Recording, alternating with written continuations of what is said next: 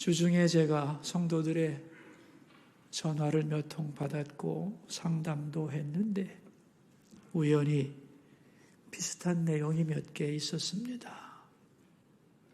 요즘에 너무 무서운 꿈을 자주 꾸고 자다가 가위에 눌린다는 그런 얘기였습니다.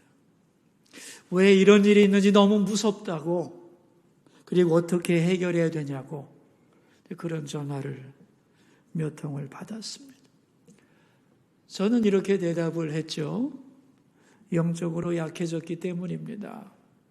어둠의 공격은 언제나 있는 것인데 우리가 강할 때는 문제가 되지 않지만 내 영혼이 나약해지면 그것이 나를 직접적으로 위협하게 되는 거죠. 이런 현상이 일어나는 일은 내 영혼이 약해졌기 때문인데 먼저는 감사해야 합니다. 왜냐하면 더 어두운 상태에 있어도 모르고 사는 사람이 많은데 하나님의 은혜로 그것을 깨닫게 하셨으니 감사해야 합니다. 그리고 문제를 해결하는 방법은 간단합니다. 예배를 사모해야 합니다. 더 열심히 예배를 드리려고 애를 쓰면 사라집니다. 그런 얘기를 했더니만 그분 하는 말씀이 요즘은 교회 나가서 예배도 마음대로 못 드리잖아요. 그러는 거예요. 맞습니다. 그러나 직접 나올 수 없더라도 방송으로라도 예배를 거르지 말고 사모하는 마음으로 정성껏 예배를 드려야 합니다. 한 번 드리고 부족하면 두 번 드리고 시간이 나면 또 듣고 또 듣고 그렇게 말씀 없이는 나는 못 산다고 하는 그런 마음으로 예배를 드려야 하는 겁니다. 저는 지난주에 휴가를 갔는데 주일이 되니까 예배를 드려야 될 거 아니에요. 그래서 TV를 켜놓고 우리 교회 예배를 드렸습니다. 이 첫 찬송을 부를 때 우리가 다 같이 일어나잖아요. 그죠? 그런데 소파에 앉아있다 보니까 일어나기가 못해서 그냥 앉아있는데 제 아내가 뻘떡 일어나는 거예요. 그래서 제가 앉으세요. 앉아서 드립시다 했더니 하는 말이 아니 어떻게 앉아서 구경하듯 예배 드려요? 제대로 드려야지. 제가 할 말이 없어서 저도 일어서가지고 찬송을 부르고 참회 기도를 하고 신앙 고백을 하고 앉았습니다. 그런데 일어서는 순간에 예배하는 데 마음의 자세가 달라지는 것을 느꼈어요. 앉아서 구경하듯 드리는 예배는 구경이던데 일어나서 찬양을 부르다 보니 예배자의 마음으로 돌아가게 됐어요. 그런데 TV를 보고 그렇게 하는 것은 현장에 나와 예배하는 것과는 또 다른 것이라는 것을 알게 되었습니다. 그 순간에 우리 성도님들은 어떻게 예배를 드리시는가 참 많이 궁금했습니다. 여러분, 우리가 마음대로 성전에 나와서 예배드리지 못하는 사이에 우리의 영혼은 영적으로 메말라갑니다. 어떻게 이것을 회복할 수 있느냐? 누가 해주지를 않습니다. 우리 각자가 스스로 더욱 예배의 자리를 갈망하고 나가야 하는 거죠. 질병이 우리를 내리누르고 예배드리지 못하는 환경 속에서 우리 영혼이 질식할 수밖에 없는 거죠. 그러나 예배가 살아나면 우리 영혼도 회복될 줄 믿습니다. 여러분, 왜 예배가 힘이 있는 것인가 하면은 로마서 12장 1절에서 2절을 보면은 이렇게 말씀합니다. 그러므로 형제들아, 내가 하나님의 모든 자비하심으로 너희를 권하노니 너희 몸을 하나님이 기뻐하시는 거룩한 산제물로 드리라.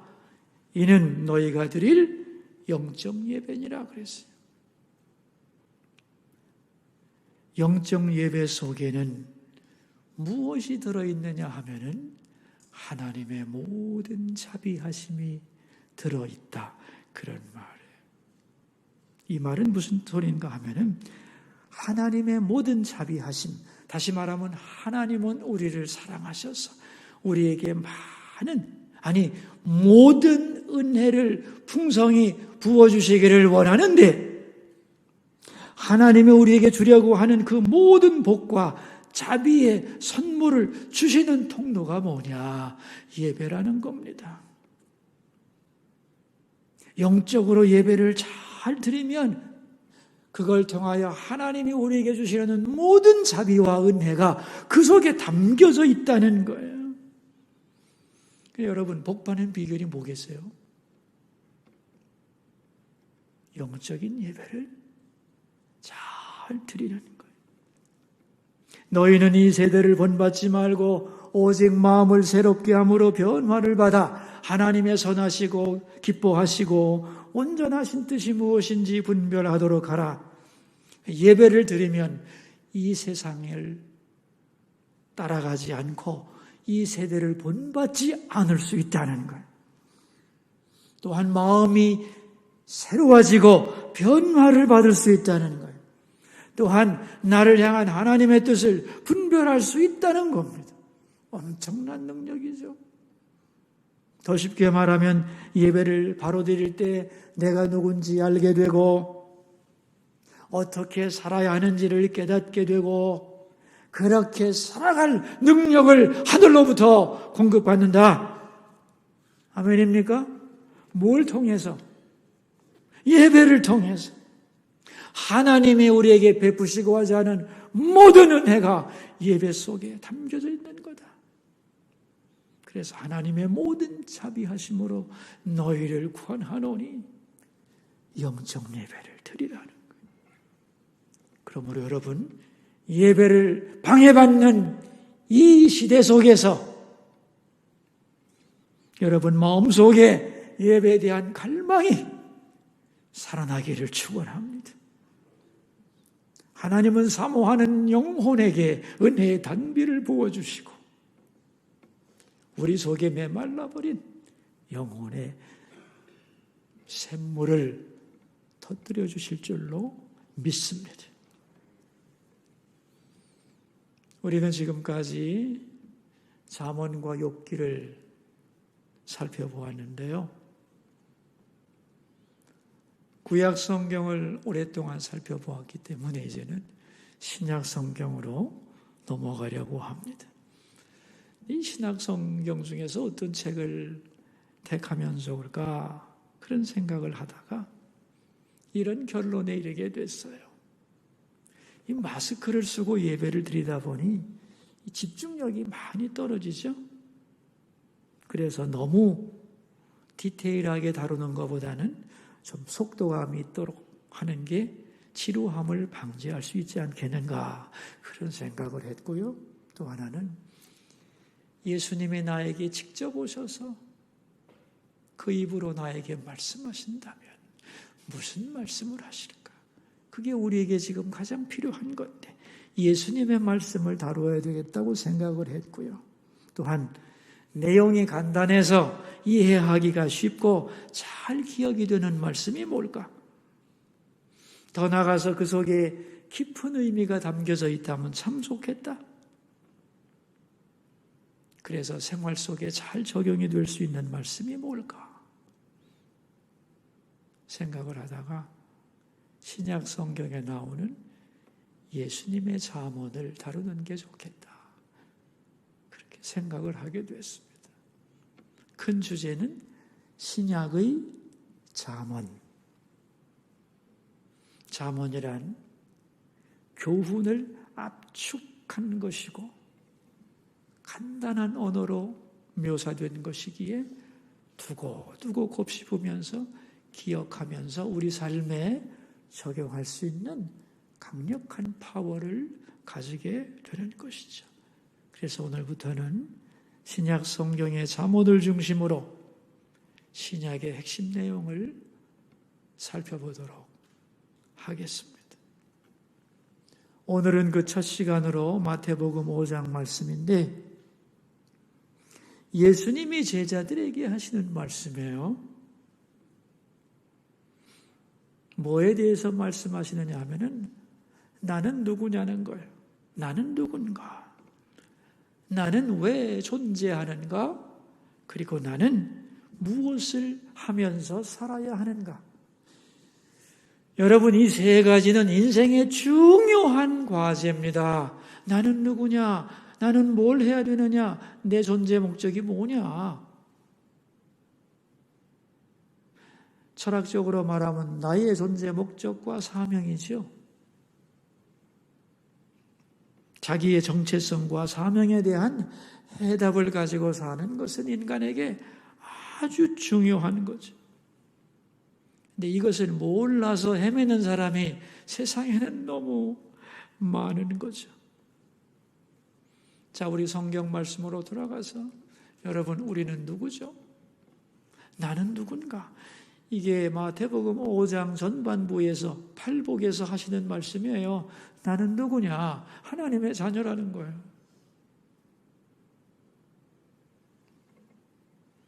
그러면 나는 왜 존재하는가?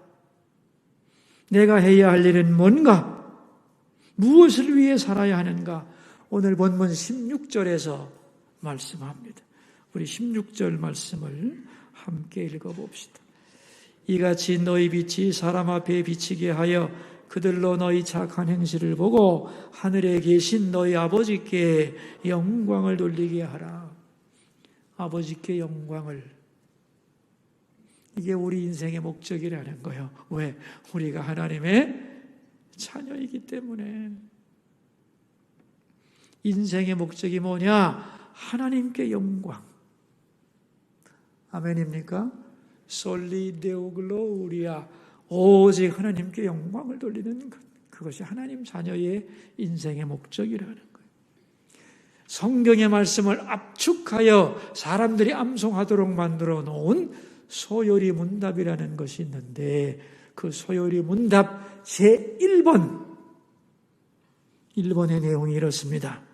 사람의 제일 되는 목적은 무엇입니까? 사람의 제일 존재 목적이 뭐냐는 거예요. 대답은 이렇습니다. 하나님을 영화롭게 하고 영원토록 그를 즐거워하는 것입니다. 여러분, 내 인생의 목적이 뭐냐? 여러분, 인생의 가장 큰 목적이 뭐예요? 하나님께 영광을 돌리는 거예요. 아멘입니까? 내 생명, 내 소유, 내 시간, 내 건강, 내 은사, 내 모든 환경을 가지고 나의 모든 것을 통하여 하나님께 영광을 돌리는 것. 이게 내 인생의 목적이에요. 그럴 때 하나님이 영광을 받으시고 우리에게는 뭐가 있는가? 진정한 행복과 기쁨이 있는 줄로 믿습니다. 세월은 참 많이 흘러갔는데 나는 한 일이 아무것도 없네. 아무것도 이룬 것 없이 나이만 먹었어. 이렇게 탄식하는 사람이 세상에 많죠? 왜 이런 탄식이 나오는가? 하나님의 영광을 위해 살지 않았기 때문이지. 여러분의 남은 인생은 하나님께 영광을 돌리는 삶이 되기를 축원합니다. 멋진 인생이 될 것이고 후회 없는 인생이 될 줄로 믿습니다. 오늘 본문에는 하나님께 영광을 돌리는 방법이 두 가지 나옵니다. 그게 뭐냐? 설교 제목이에요. 같이 한번 읽어볼까요? 소금과 빛입니다. 다시 말하면 소금으로 영광 돌릴 수 있고 빛으로 영광을 돌릴 수도 있는 거다. 그런 얘기예요. 여기 오늘 13절에 보면 이렇게 나오죠. 우리 13절을 읽어봅시다. 너희는 세상의 소금이니 소금이 만일 그 맛을 잃으면 무엇으로 짜게 하리요? 후에는 아무 쓸데없어 다만 밖에 버려져 사람에게 밟힐 뿐이니라 그랬어. 너희는 세상의 소금이다. 아니, 내가 세상의 소금이라니. 여러분, 소금이 뭐죠? 소금을 생각하면 뭐가 생각나죠? 이 소금에는 기능이 아주 많습니다. 그죠? 아주 많아요. 근데 그 중에서 우리가 잘 아는 소금의 기능 3가지만 생각해 봅시다. 첫째, 소금은 맛을 내는 거죠. 그죠? 소금의 기본적인 맛은 짠맛이지만 소금을 쳐야만 모든 맛은 자기의 맛을 드러낼 수 있는 겁니다. 여러분, 달콤한 맛도 간이 맞아야 달아지는 거예요. 고소한 맛도 소금을 넣어야만 정말로 고소해지는 겁니다. 설렁탕을 아무리 잘 끓여도 소금을 넣지 않으면 맛이 없죠.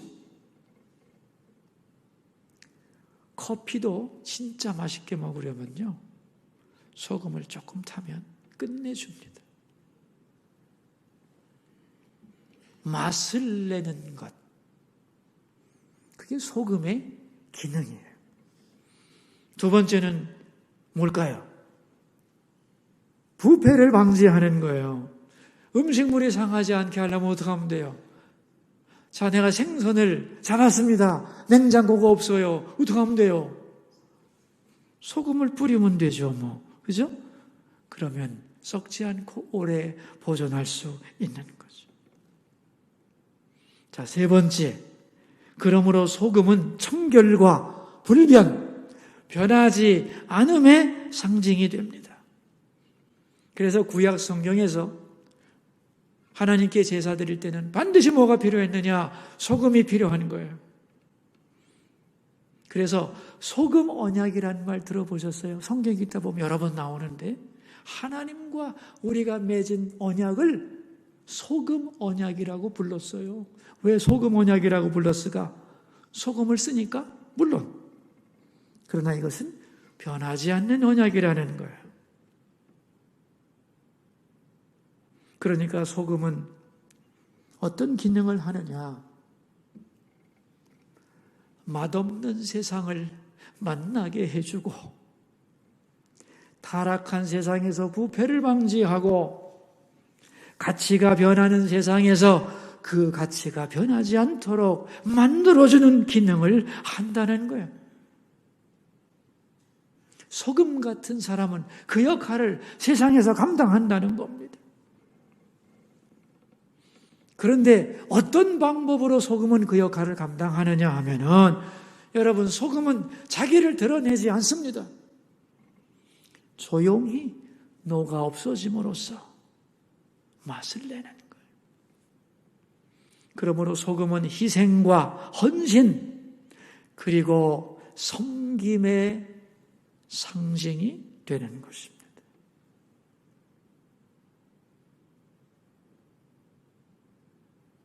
오늘 13절에 보면은 짠맛을 잃으면 밖에 버리워 밟힌다고 그랬죠? 왜 이런 말을 했느냐 하면은 옛날에는 바다가 없는 곳에서는 소금을 어떻게 구하겠어요?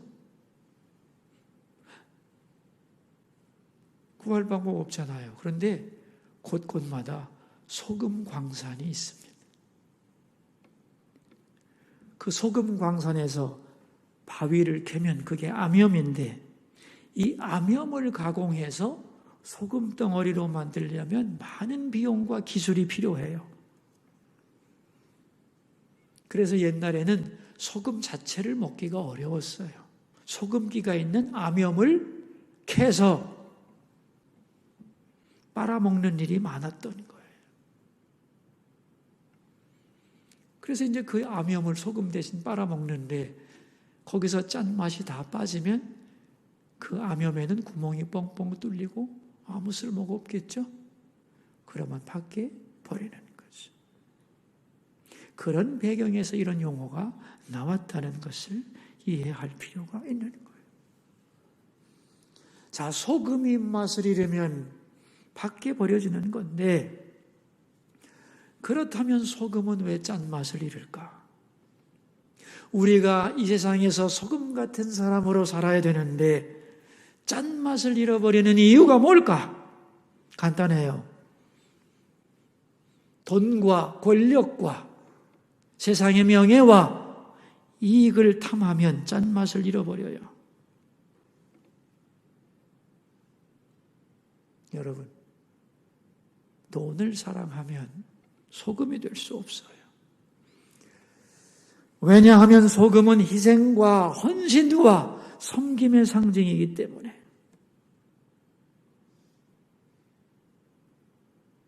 욕심을 가지고 산다면 소금이 될 수 없죠.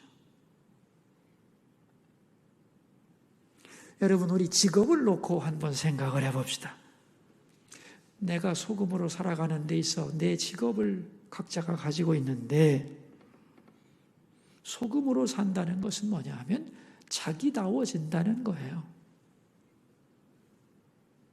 의사는 의사다워지는 것, 이게 소금으로 사는 거예요. 기자는 기자답게 사는 게 소금으로 사는 거예요. 자, 기자가 할 일이 뭐예요? 발생한 사건을 왜곡하지 않고 있는 그대로 보도해 주는 겁니다. 그게 기자다움이에요.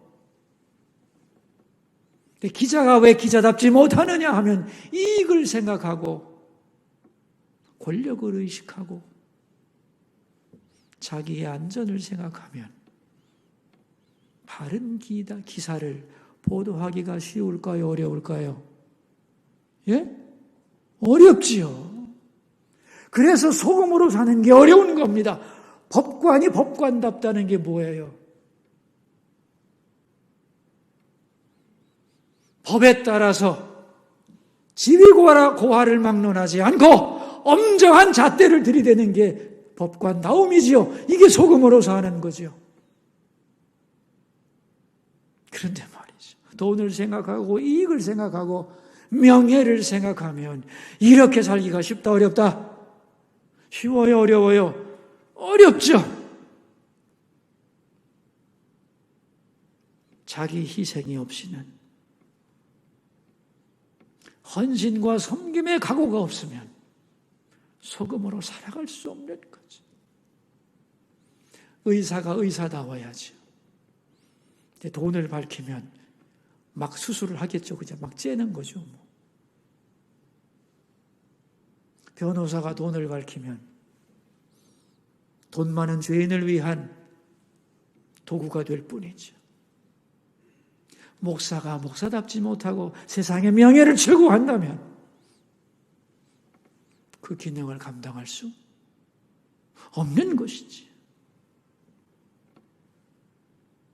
자기다움을 잃지 않는다는 것, 아주 어려운 일입니다, 여러분. 그런데 그것이 바로 소금으로 살아가는 것이에요.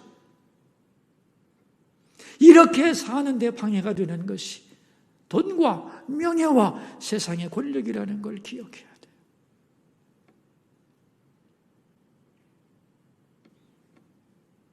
그러나 이 세상에서 소금으로 살아간다는 것은 무엇보다도 중요한 우리 각자의 사명이라는 것을 분명히 이해해야 하는 것이죠.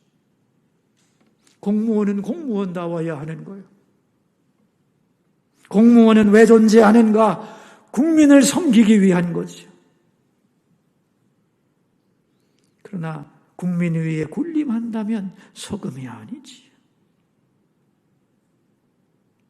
우리 모두 자기의 직업 안에서 자기다움을 잃지 않는 소금이 되기를 축원합니다. 또한 여러분, 소금으로 하나님께 영광을 돌릴 수 있을 뿐 아니라 빛으로도 영광을 돌릴 수 있는 거예요. 이 빛이란 뭐냐? 한마디로 말하면 모델이 되는 거예요. 모델이 되어 선한 영향력을 세상에 끼치는 거예요. 아, 나는 저 사람 닮고 싶다. 그런 사람이 되는 거예요. 이 시대는 모범이 없는 게 문제입니다. 우리는 다른 사람에게 스포트라이트를 받고 모범이 되기 위해서는 때 빼고 광내면 되는 것 같지만 아니에요.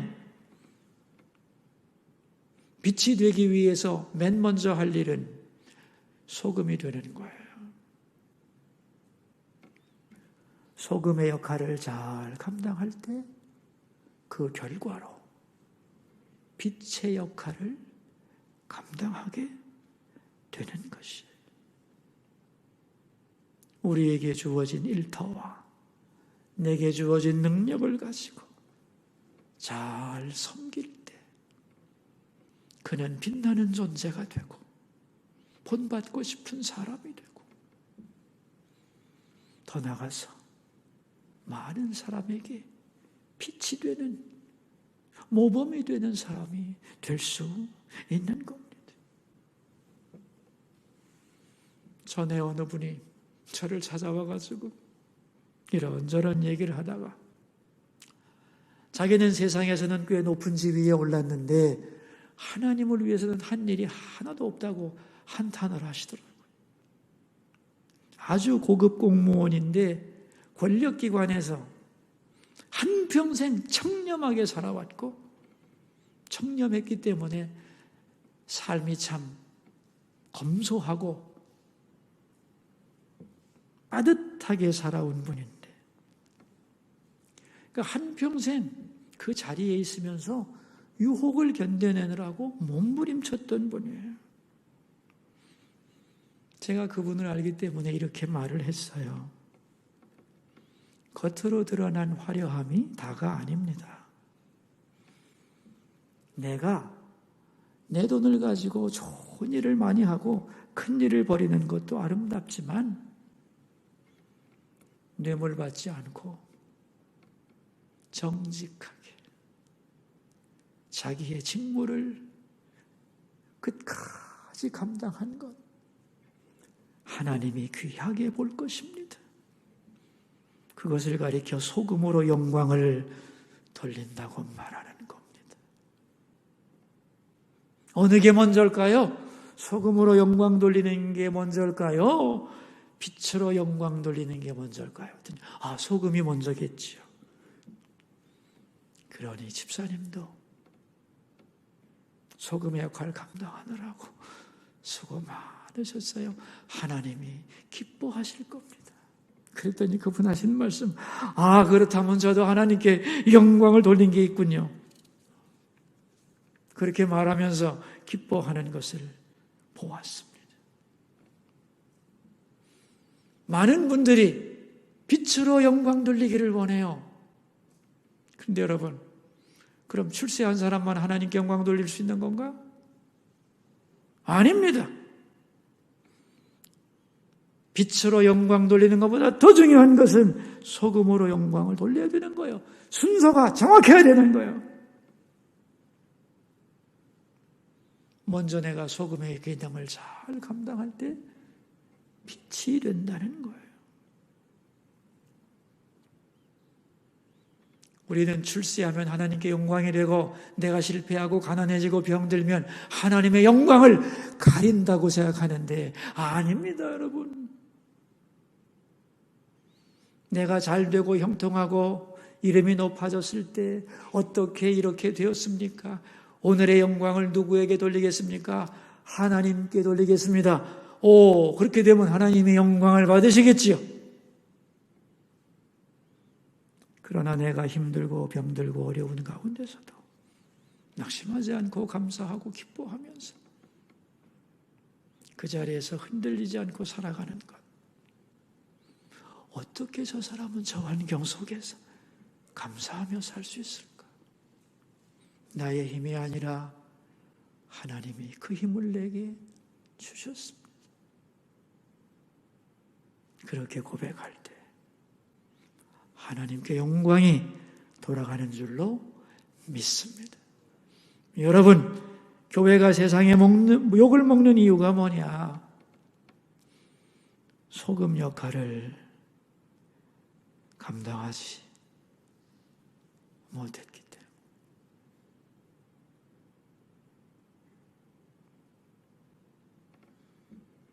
성도의 삶이란 부패한 세상에서 부패하지 않는 소금다워야 하고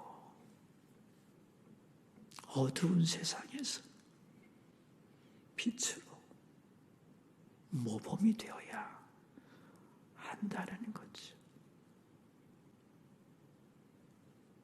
나는 누구지? 하나님의 자녀입니다. 나는 무엇을 위해 살아야 하지? 하나님의 영광을 위해 살아야지. 어떻게? 소금으로, 빛으로. 여러분 모두 소금과 빛으로 살아갈 수 있기를 축원합니다. 기도합시다. 우리 들은 말씀을 생각하면서 세 가지 기도 제목을 가지고 하나님께 나갑시다. 첫 번째 기도 제목입니다. 인생의 목적을 바로 알게 하소서. 하나님을 영화롭게 하는 것. 그 목적을 향해 나아가는 우리의 인생 되게 하소서. 기도하겠습니다. 하나님 아버지, 오늘부터 신약의 잠언을 살펴볼 수 있도록 은혜 베푸심을 감사하나이다. 마음껏 예배할 수 없는 어려운 시대에 우리 성도들이 예배를 사모하기 원하고 예배를 통해 주시려는 하나님의 많은 은혜를 마음껏 누리게 하옵소서. 인생의 목적이 뭔가? 하나님을 영화롭게 하는 겁니다. 왜냐하면 우리가 하나님의 자녀이기 때문입니다. 이제까지 어떻게 살아왔든 앞으로 나의 남은 인생 하나님의 영광을 위해 살아가는 우리 모두가 되게 하옵소서.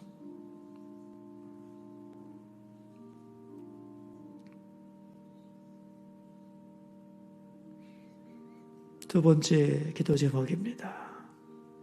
수서의 모든 성도들 어디에 있든지 몸과 마음과 영혼을 지켜주시고 예배를 사모하는 영혼이 되고 세상의 소금과 빛으로 살아가게 하소서. 기도하겠습니다. 하나님, 우리 수서의 교우들이 어디서 무엇하든지 있는 곳에서 소금과 빛이 되기를 소망합니다. 그들의 몸과 마음과 영혼을 지켜주시고 예배를 갈망하는 영혼들이 되도록 복내려 주옵소서. 세 번째 기도 제목입니다. 한국의 교회와 대한민국을 위하여 함께 기도하겠습니다. 하나님, 오늘 이 땅의 모든 교회들 예배 중에 임재하시고 주의 음성이 들려지는 예배가 되게 하소서. 이 나라의 거짓과 속임수가 난무하지 않게 하시고 소금 같은 사람들이 많아질 수 있도록, 그래서 이 나라가 살만한 나라가 될 수 있게 도와주소서.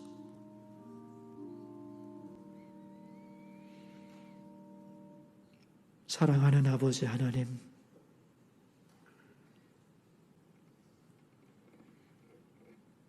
우리가 누군지 알게 해주심을 감사합니다.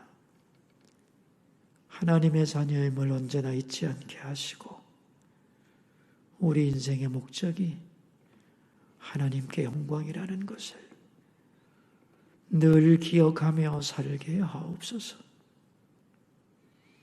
있는 곳에서 소금이 되고 더 나아가 빛이 되게 하소서. 존귀하신 예수님 이름으로 기도하옵나이다.